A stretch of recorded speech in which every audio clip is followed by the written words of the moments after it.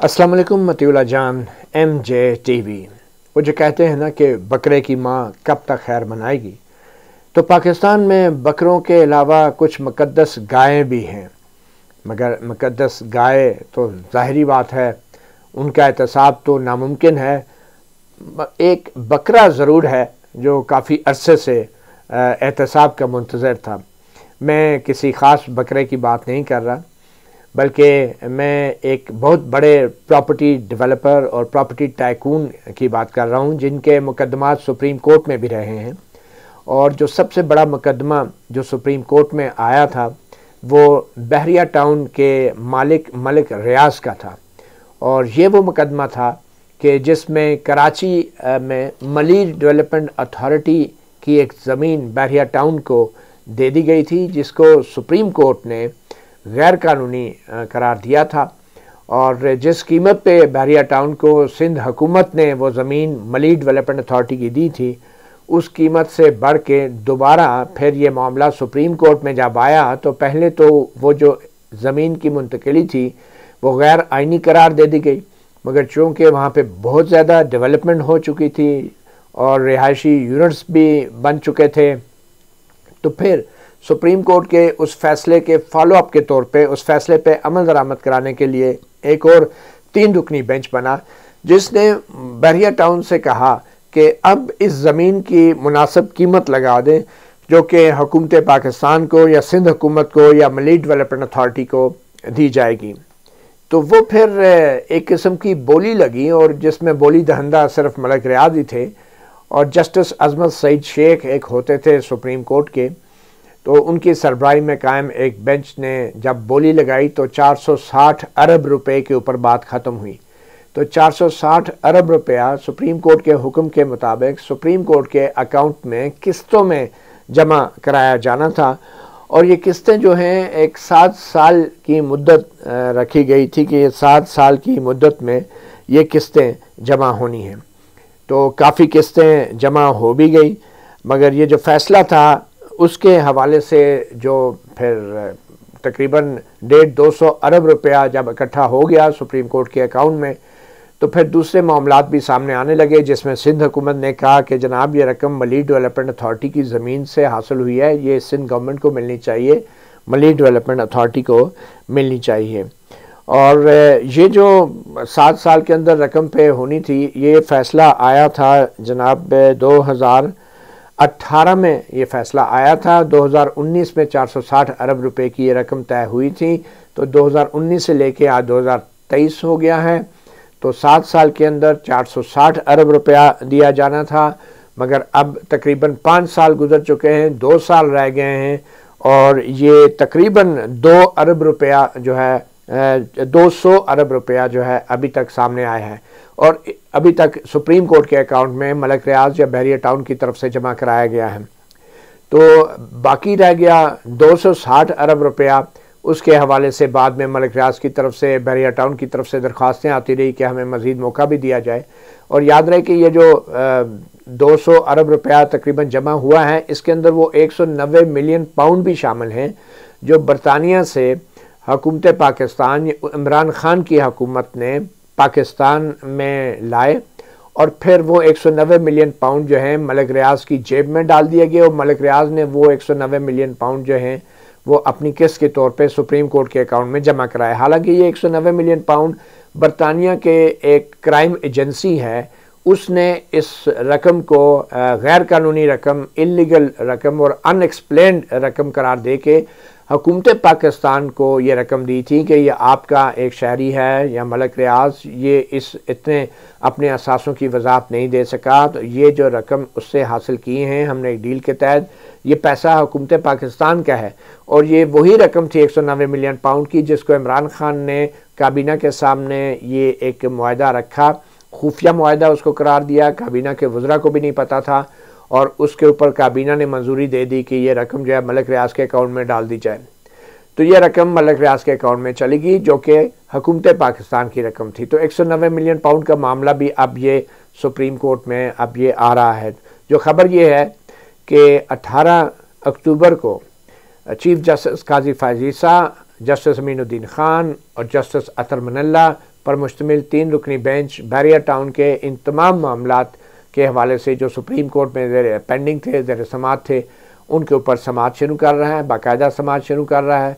और ये बहुत ही एक ड्रामाई किस्म की समाअत भी होगी, क्योंकि तकरीबन 200 अरब रुपया जो अदा हुआ है, उसके अलावा दूसरी 260 अरब रुपए की किस्तें अभी रहती हैं।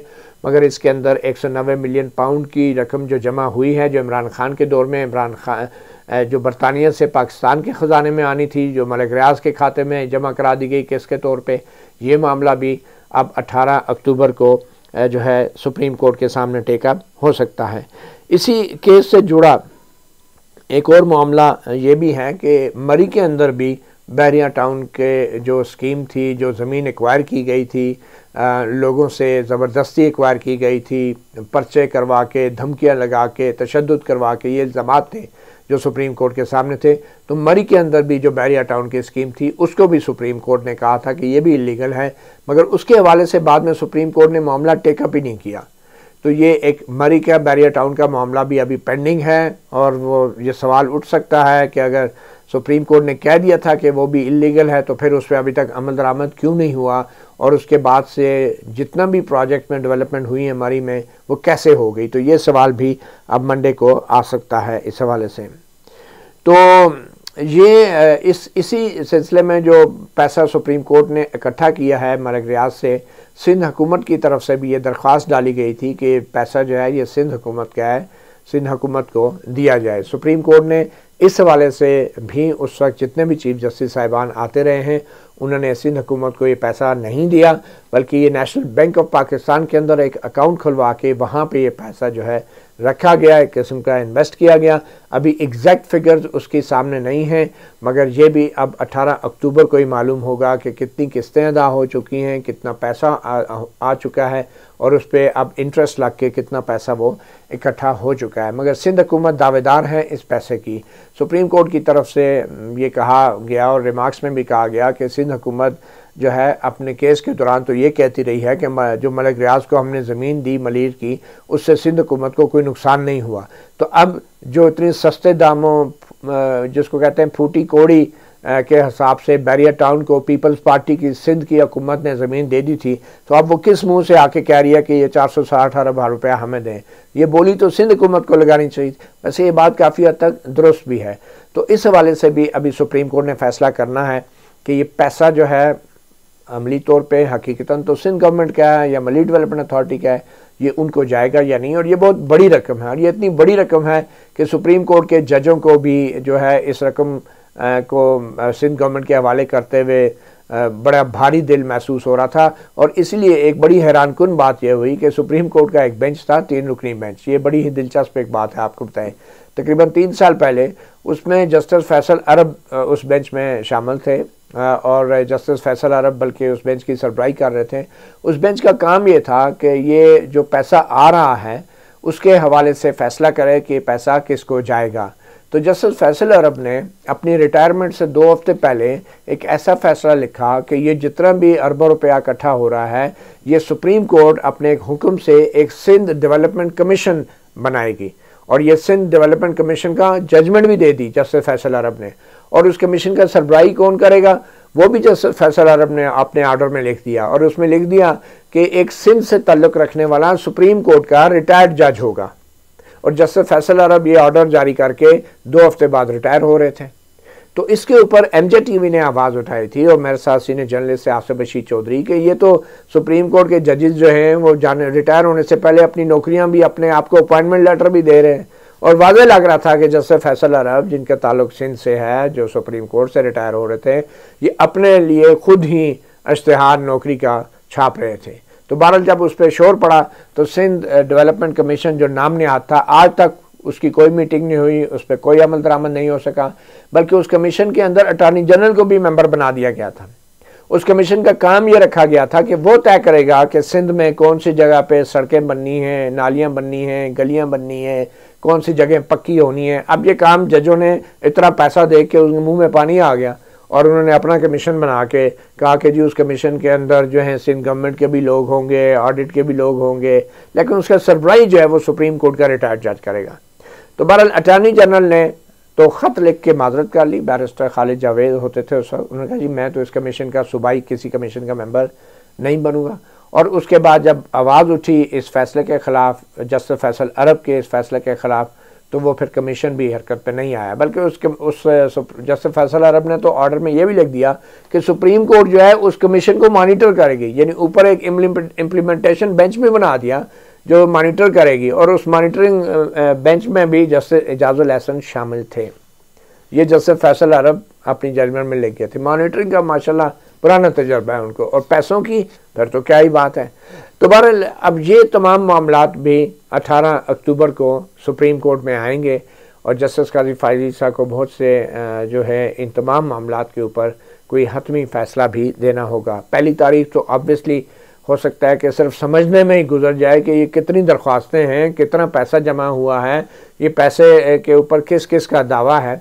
तो लेकिन मुझे लगता है कि इस मामले में अब बड़ा ही ठोस फैसला आएगा जस्टिस काजी फायजी की तरफ से, और अब 190 मिलियन पाउंड की जो रकम सुप्रीम कोर्ट को गैर कानूनी तौर पे जमा कराई गई मलिक रियाज के अकाउंट में डाल के, ये भी मुमकिन है कि वो रकम जो है वफाकी हुकूमत के हवाले की जाए कि ये आपको बरतानिया से मिली थी, ये अवाम का पैसा था, तो 190 मिलियन पाउंड वाली जो किस्त है वो वापस की जाती है, और मलिक रियाज से कहा जाए कि वह आप अपनी जेब से जमा कराएं। तो ये वो तमाम मामलात हैं जो 18 अक्टूबर को सामने आ रहे हैं। तो देखें, मतीउल्लाह जान MJ TV आपको अपडेट करते रहेंगे, क्योंकि ये ऐसा मामला है कि जो शायद मेन स्ट्रीम मीडिया पे आपको कहीं इसके बारे में ख़बर नहीं मिलेगी। इजाज़त दीजिए, अल्लाह हाफ़िज़।